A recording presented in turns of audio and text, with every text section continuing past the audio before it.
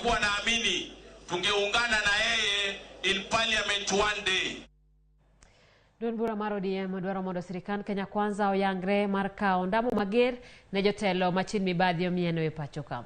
Kokalo e oboke ma ochwe kogno kod jawach e lo duond bura mar ODM Philip Etale, duond bura no koni mibadhi momako mane en gavana mar kaunti ma Uasin Gishu, masani en senator mar kaunti no Jackson Mandago, ewi konyo nyithindo yudo somo e pinje maoko en wichkuot ne Kenya. ODM okoni thoth jonyuol yudo omenda e yor chandruok ma ok owinjo jatelo ma giyiero ka gin go gigeno ni nyalo konyogi lokre kendo mayogi.